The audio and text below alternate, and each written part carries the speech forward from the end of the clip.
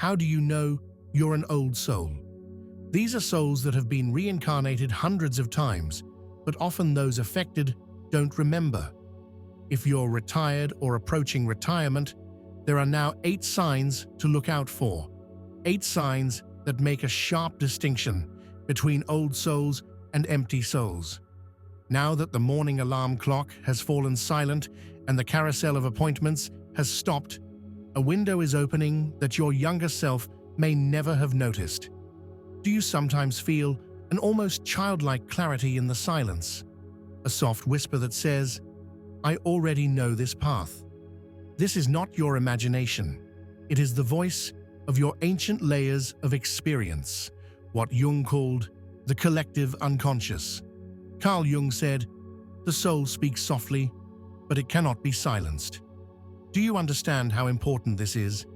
This is exactly what Carl Jung saw, and it's also the reason why you should definitely keep at it when you're retired or about to retire. Imagine your inner self as a library. Every shelf is full of experiences: first kisses, company bankruptcies, birthdays, hospital smells, love letters, funerals. For most people, the shelves are all over the place and books are lying around open. But an old soul has systematically sorted the shelves, not to be perfect, but to be able to find the right book in a flash when life asks a question. This serenity seems almost eerily wise, doesn't it? And this is exactly where our journey through 8 observations begins. Each one is like a mirror I hold up to you. It shows how well organized your library already is, or where there is still dust. Let's begin. Sign number 1. You radiate remarkable serenity in the midst of crises. Think of the storms of everyday life, especially as you get older. Grandchildren suddenly fall ill. The news is full of bad tidings. Stock prices are on a roller coaster ride, or there are health challenges. While others panic, fall into hectic activity, or let themselves be consumed by worry, you feel a deep, calm anchor point within yourself. Jung spoke of the self as the calming influence of the psyche, the center that provides stability even in the midst of chaos. When the old soul has matured, it has learned to connect with this inner center. It is not indifference that keeps you calm. It is not emotional numbness. Rather, it is a deeply felt wisdom that comes from countless cycles of ups and downs. An inner voice that whispers, "This too shall pass. I have weathered other storms." You become a safe haven for your family, a rock in the surf for friends. Your mere presence can have a calming effect. A practical tip: consciously share this serenity. Be the calm voice in heated family discussions. Offer an open ear without letting yourself be infected by the panic of others. Your calmness is a gift, not only for yourself, but also for those around you. The second sign: you feel a deep, sometimes bittersweet nostalgia, even for times, cultures, or places you have never personally experienced in this life. Perhaps you feel an inexplicable longing when you read about ancient Greek myths, hear medieval sounds, or see pictures of landscapes that seem strangely familiar. Or it may simply be a vague feeling that there used to be more silence, more depth, more magic, even if you cannot consciously place these earlier times. Jung would explain this phenomenon with the collective unconscious. As an old soul, you may have greater access to this vast storehouse of human experience. The archetypes, the primal images of humanity that dwell there, send you echoes of memory. Your soul remembers earlier ages, other lives, universal themes that transcend your personal biography. This nostalgia is not merely reveling in the past, it is an indication of the depth of your spiritual roots. In later life, when there is perhaps more time for leisure, travel or reading often become a kind of time travel. You are not just looking for distraction, but for resonance, for traces of your spiritual home. A tip: keep a nostalgia journal. Write down the places, times, images, myths, or pieces of music that trigger this deep longing in you. Ask yourself, what touches me so much about this? What quality am I perhaps missing in my current life? This journal can help you recognize the common thread running through your soul over time and better understand what nourishes you at your core. The third sign of a mature old soul. You feel strong, mentoring impulses, awakening or growing stronger within you. Perhaps you notice that you are naturally beginning to pass on your life experiences and the lessons you have learned, whether in conversation, with your grandchildren, in the gardening club, in your knitting circle, or simply among your friends. People unconsciously seek your advice and are drawn to your calm wisdom. You become an advisor without perhaps consciously striving to be one. Jung would explain this as the emergence of the archetype of the wise old man or wise old woman. As the ego matures over the course of a lifetime, as identification with the outer persona diminishes, this archetype can shine through more strongly. The accumulated experience of life urges to be shared, not out of know-it-allism, but out of a deep desire to support others on their path. This is a natural expression of the mature old soul. If you feel this impulse within you, there are many ways to give it space. Perhaps it's time to write your memoirs, even if only for your family, or start a small blog or podcast on topics that are close to your heart, or lead a group on a topic in which you have a lot of experience. Old souls often love to pass on their inner light and accumulated wisdom, leaving a mark that extends beyond their own lives. The fourth sign, you build intuitive bridges between generations. You may notice that younger people, such as your grandchildren or the children of friends, open up to you in a special way. They confide in you about fears, worries, or dreams that they may not be able to or want to talk about with their own parents. They instinctively sense your non-judgmental presence, your empathy, your ability to listen without immediately giving advice or making judgments. Jung spoke of the integration of the anima, the feminine principle in men, and the animus, the masculine principle in women, as part of the individuation process. When these inner opposites are better balanced, a deeper empathy and understanding emerges that transcends age boundaries, gender roles, and social conventions. The mature old soul often radiates this integrated energy, which enables them to connect with people of all ages. You can consciously cultivate and use this ability. How about regular storytelling evenings with the family, where young and old share their stories? Or a joint diary project with a grandchild, where you take turns writing or drawing?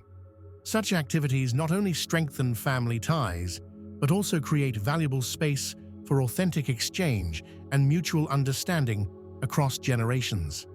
Fifth sign, synchronicities are becoming more frequent in your everyday life, and you are becoming more aware of them. You probably know the feeling. You are thinking about an old friend you haven't seen in years, and the next moment the phone rings and it's them. You are looking for the answer to a question and find it, by chance, in a newspaper article or a snippet of conversation you overhear. You have a specific dream, and the next day, something happens that fits it perfectly. Jung saw these meaningful coincidences, or synchronicities, not as mere coincidences, but as important clues from the unconscious. They are like bridges between your inner world and external reality, showing you that you are on the right path or that a certain topic is relevant to you at the moment. In later life, when the noise of everyday life perhaps subsides a little and there is more space for inner reflection, old souls often become more sensitive to these synchronistic events. They recognize the patterns and sense the meaning behind them. Here's a tip for sharpening and appreciating this perception. Keep a miracle notebook or a synchronicity log. Write down these small and large meaningful coincidences. Note the date, the event, and what thoughts or feelings you had at the time. Over time, you may recognize amazing patterns and a loving guidance in your life that was previously hidden from you. This notebook will become personal proof of the magic that surrounds us when we learn to look. Sixth sign, you seek silence and connection to nature more than ever before. You may find that loud parties, crowded shopping malls, or exciting cruises have lost their appeal. Instead, you find deeper joy and relaxation in a simple walk in the woods, gardening, bird watching, or just sitting quietly by the lake. The sensory overload of the modern world is becoming increasingly exhausting, and you feel a strong need to retreat, to simplify, to connect with the primordial. Jung would interpret this as a return to the archetype of the Great Mother, or Mother Nature. After a long life of activity and adaptation to the outside world, the soul often seeks the healing, nourishing power of nature and silence in later life in order to regenerate and reconnect with its roots. It is a process of integration, of arriving at oneself. If you feel this call to silence and nature, consciously give it space. Create little oases of calm in your everyday life. Perhaps you could create a small Zen garden on your balcony with a few stones, sand, and a plant. Or establish a fixed daily meditation routine, even if it's only for 10 minutes. Plan regular breaks in nature, even if it's just the nearby park. Your soul will thank you for it. Seventh sign, you cultivate an unwavering ethos of authenticity. Throughout your life, you have probably played many roles and worn many masks in order to fit in or meet expectations. But now, in your more mature years, these masks and external status symbols are increasingly losing their appeal. You feel a strong urge to just be yourself, to speak your truth, even if it's not always comfortable. You're less afraid of what others might think. You say no more often to things that don't feel right. You speak plainly, but mostly in a friendly, calm manner, no longer out of rebellion, but out of a deep inner security. This is a clear sign that the persona, the outer mask, is losing its importance, and the true self, the authentic core, is emerging more and more. Jung saw this as a central goal of individuation, liberation from identification with the persona and living from one's own center. To further promote this authenticity, consciously seek out areas in your life where you can be 100% honest and yourself. This could be volunteer work that reflects your true values, a hobby such as painting or writing where you can express yourself freely, or a group of like-minded people, such as a book club or a mindfulness group where open and honest exchange is possible. The more space you give your authentic self, the more it will shine. The eighth, and perhaps most subtle sign, learned gratitude becomes the keynote of your day. You may notice that the little things in life touch you more deeply than they used to. The aroma of your morning coffee, a child's laughter, a ray of sunshine on your skin, a kind word. These simple moments can fill you with a deep joy and gratitude that may have been hidden from you in your younger years when you were striving for bigger goals and excitement. From Jung's perspective, this capacity for deep gratitude is often a sign of an advanced stage of integration.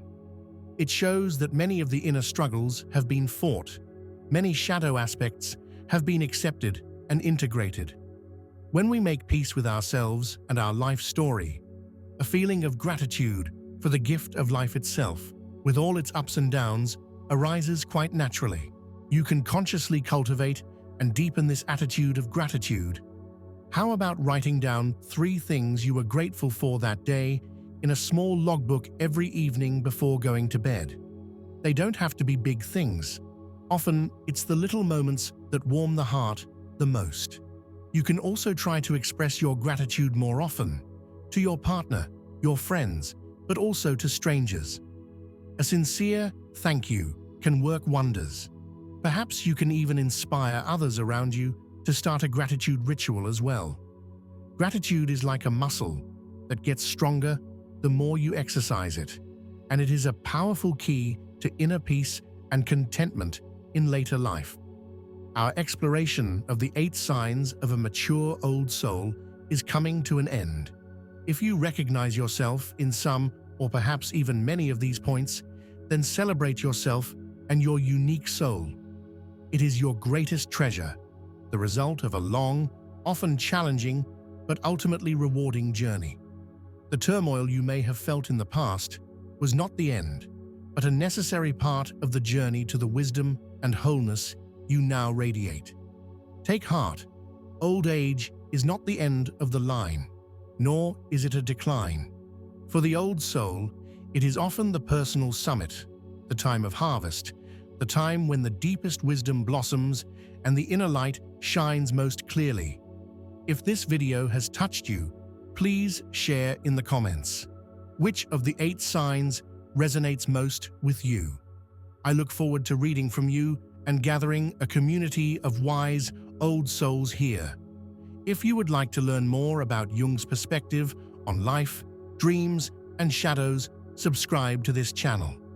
Soon, there will be videos on dream interpretation in old age and in-depth shadow work specifically for mature souls. Finally, a thought. True maturity is not when the body becomes still, but when your heart can still dance, even when your body has long since settled into rest.